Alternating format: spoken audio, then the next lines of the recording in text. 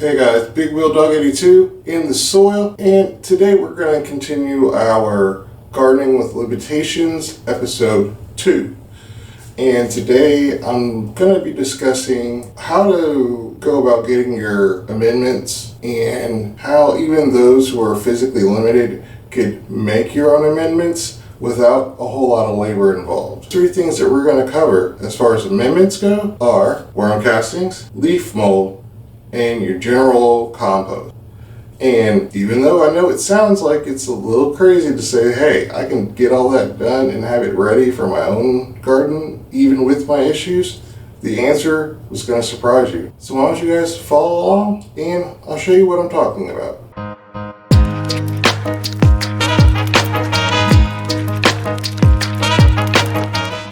So here we have 2 containers I have. This one right here, which has grown adult mature worms, and what I've done here is made a type of bin called a breeder bin, and in here there's so much space for the worms. Although there's 50 of them in here, there's so much space in there they're thinking they need to repopulate, so they basically eat and mate and produce cocoons, which I haven't necessarily kept up exactly how many days it's been since I started this. It's got to be close to 2.5, almost 3 weeks since I reset it, because I've already done it for another bin, which I'm going to show you. But here, if you can see them, there's little cocoons all over the surface. Not sure if you're going to be able to see it. Let's see if I put on this white background. So basically we have one there and another one right here. There.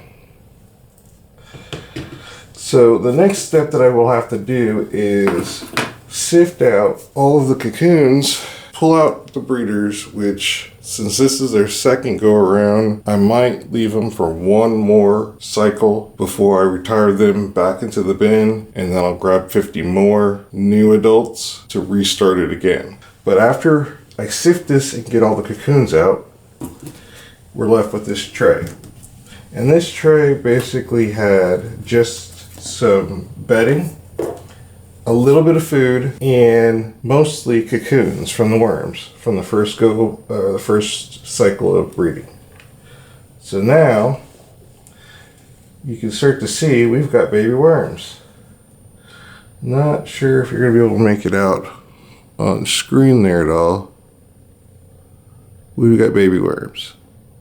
They're starting to hatch, and that's the whole point. So now we're going to start thinking about a container.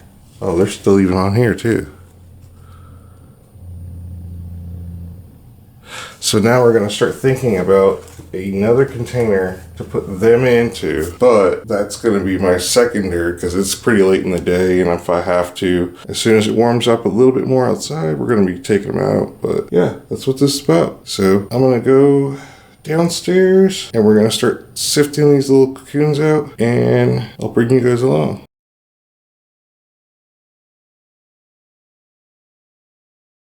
Alright guys, now here we are at the setup at the table, just sitting down, relaxing.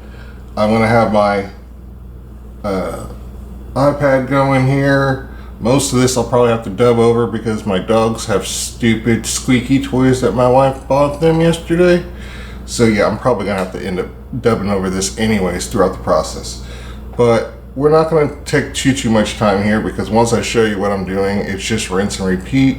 And there's real no sense in going through this whole thing, because you'd be shocked how long it takes and how tedious it is going through and trying to find all of the cocoons that I need to put into a grow out bin so that I can make worms from them. But you have to separate those cocoons from the castings and the worms. So we're going to get started here, and like I said, I'm only going to show a little bit of it.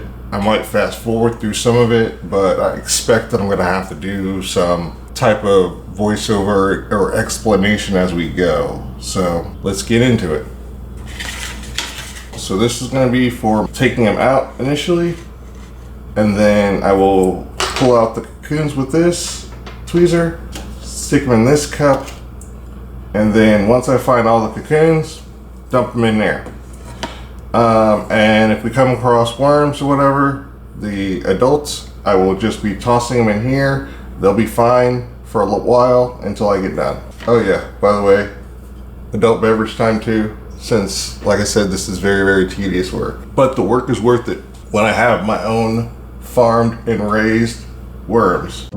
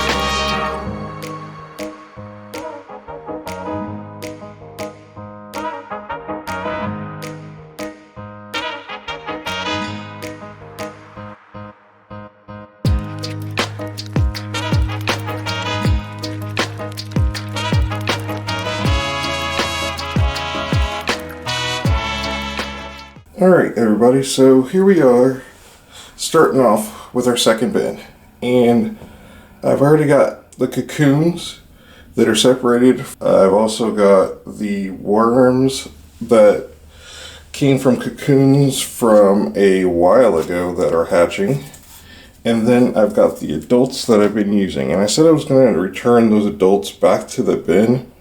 I don't think I'm going to do that. I think instead I'm just going to add them to this bin start and just let it go from there. That way I have a little bit of mix between adults that can make more cocoons, the young wisps or the small baby worms, and some adolescents. So I think that'll give me a good mix of them, and I will be off to a pretty decent start. The first thing I'm going to be putting in is this here, which is mostly just the soil from my indoor starts that I've already completed.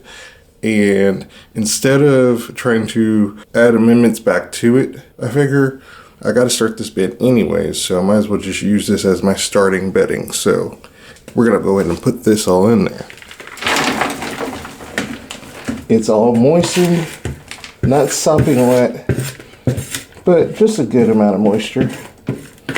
And we're not going to be adding a whole lot of it in here to start with.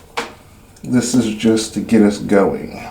And you can use anything from, so there's Promix there, which is peat moss, coco coir. There's, you can use paper or leaves or anything. There's a whole lot of things you can use as a bedding material there. So now that we have that in here, I think I will put in the cocoons that we just harvested, which are right here.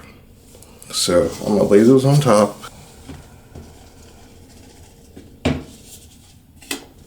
And the only ones that are left over, I can always go through here with a fine-tooth comb and get them out. Alright, that's most of them. Like I said, there's only a few in there. Next, we are going to put in what's been my brooder bin, or my grow bin, I'm sorry. And I'm just cleaning out the plastic wrap because I've got worms on top of the plastic. I think we got all the worms off of there. Looks like it. So now we're gonna put these guys in.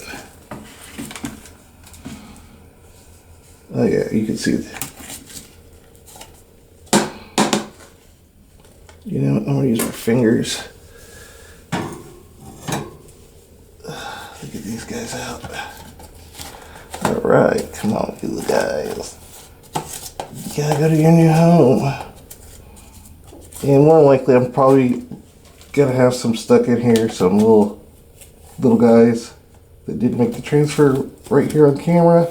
And I'll go through those also with a fine-tooth comb and trying to make sure I get every last one of these little guys out. All right, now I'm gonna have to stir this up a little bit just to break up some of those castings. We're gonna leave them all on top though. All right. Now, the mamas and the papas, which are in here. There really shouldn't be anything really. There shouldn't be cocoons or nothing like that yet because I just harvested, so we're just gonna drop them in.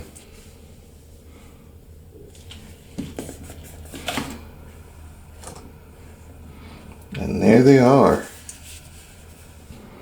You can see them. And those guys are, I'm gonna go down deep from the light. So, I mean, as you can see, this isn't necessarily a physically demanding thing to do, provided you have your preparation done on what all you're gonna need or what all you're gonna need to do. That way you can just set it up ahead of time. Those are out of there too now. Let's just spread these guys out again. There we go. Oop, we got a guy, a clinger. All right, we got him off, I think. Yep. So those guys are gonna dive down. Now, they're also gonna need something to feed on. And I'm going to start off dry. I have some coffee grounds too that I'm going to be giving them.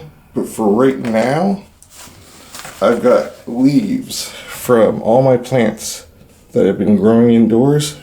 And I've just crumbled them up. And they were all dry and crispy, which made it easy to crumble all up. So this could be considered bedding and food. So we're going to just spread that on top.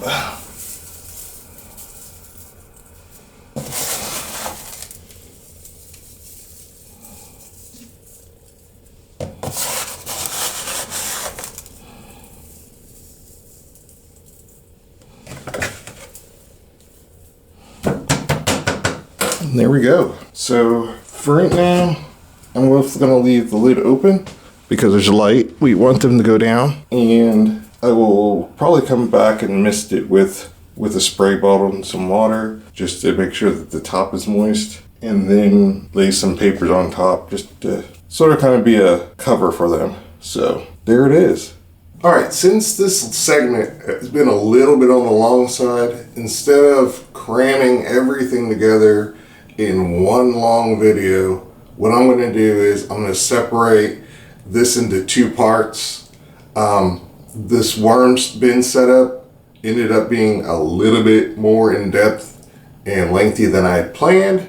So the other two composts that I referred to, which are the cold compost / hot compost and the leaf mold, I will just conclude that in a part 2 on this video.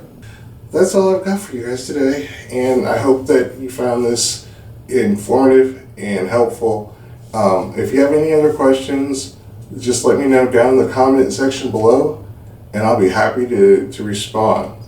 So with that, I'm Big Wheel Dog 82 in the soil, and I'll see you guys later. Bye.